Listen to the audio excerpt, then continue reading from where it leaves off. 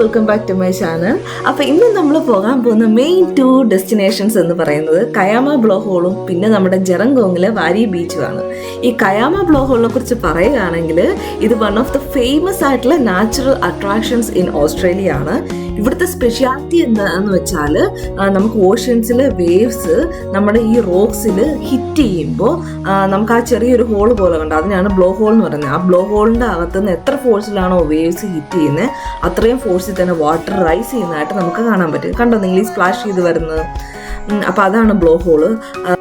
ഈ ഒരു particular place എന്ന് പറയുന്നത് കുറേ നാളായിട്ട് നമ്മൾ നമ്മൾ ജോഗ്രഫിയിലൊക്കെ പറയത്തില്ലേ, മറ്റേതാ ഇറോഷൻ, മറ്റേ ഡീകമ്പോസിഷൻ, അങ്ങനത്തെ പ്രോസസ്സ് എല്ലാം കഴിഞ്ഞ് നമ്മുടെ മോൾട്ടൺ ലാവ ഒരു റോക്ക് ഫോമിൽ നിൽക്കുന്ന ഒരു ഇമേജാണ് നിങ്ങൾ കാണുന്നത്.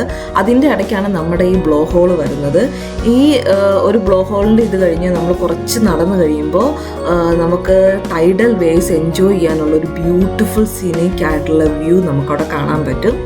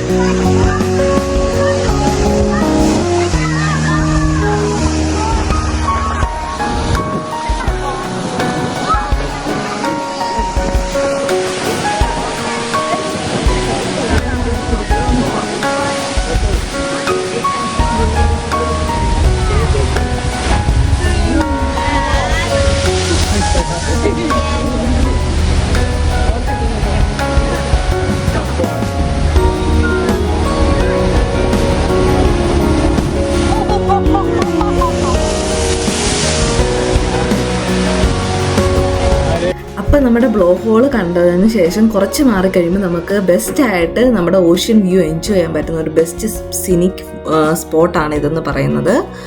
പിന്നെ ഇവിടെ നമുക്ക് ആ വെള്ളം കണ്ടാൽ തന്നെ മനസ്സിലാവും, സ്ട്രോങ് ടൈഡ്സ് മൂലം ഇങ്ങനെ വെള്ളം ഇങ്ങനെ ഇളകി ഇളകി ഇളകി അവസാനം അതൊരു മിൽക്കി നമുക്ക് കാണാൻ പറ്റും. പതഞ്ഞ് ഉള്ള ഒരു വെള്ളത്തിൻ്റെ ഫോമായിട്ട് നമുക്കിത് കാണാൻ പറ്റും.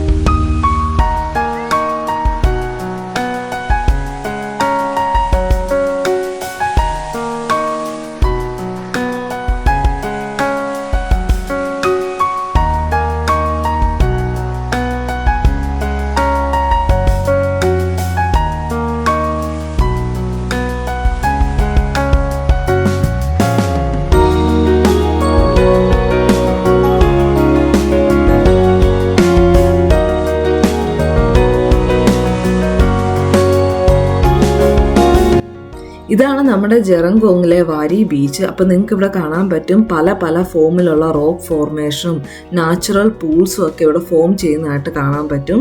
പിന്നെ ഈ റോക്സിൻ്റെ ഇടയിലൊക്കെ നമുക്ക് ഈ ഫ്രഷ് ആയിട്ടുള്ള വാട്ടർ കളക്ട് ചെയ്ത് നിൽക്കും.